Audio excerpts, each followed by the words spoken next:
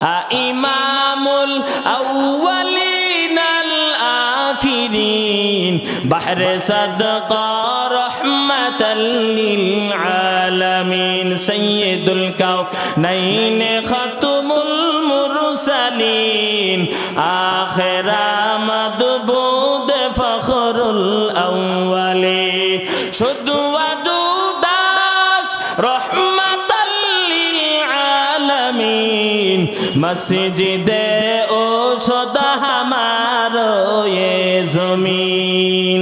এরে নবীন আশিক রহমাতুল লিল আলামিন একদিন সাহাবায়ে কেরামের সামনে হাজির, ডাক দেয়া বলো, সাহাবায়ে কেরাম আপনাদের মধ্যে জানতে চায় আজকে কি কেউ রোজা রেখেছেন? সাহাবায়ে কেরাম সবাই চুপচাপ বসা। ইতিমধ্যে আবু বকর সিদ্দিক রাদিয়াল্লাহু তাআলা আনহু বলেন, লাব্বাইকা ইয়া রাসূলুল্লাহ আনা সায়েম, ও পয়গম্বর আমি রোজাদার, আমি আজকে রোজা রেখেছি। এর দ্বারা বোঝা যায় ওই রোজাটাই ছিল নফল রোজা। তিনি দাঁড়াইয়া গেলেন, বলে আমি রোজা রেখেছি, বসে যান। বসে গেলেন।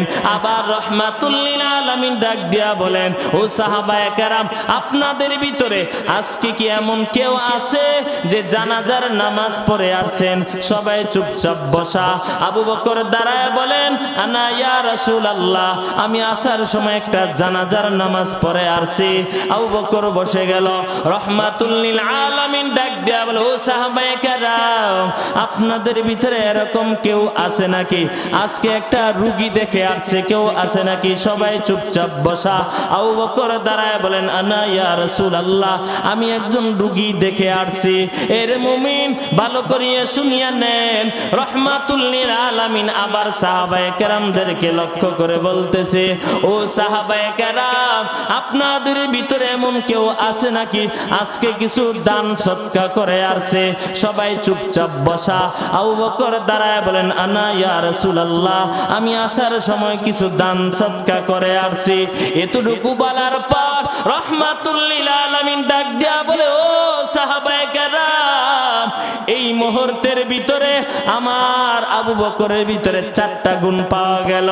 এই 4টা গুণ প্রমাণ করে এই আবু বকর সিদ্দিক রাদিয়াল্লাহু তাআলা আনহু একজন জান্নাতি মানুষ।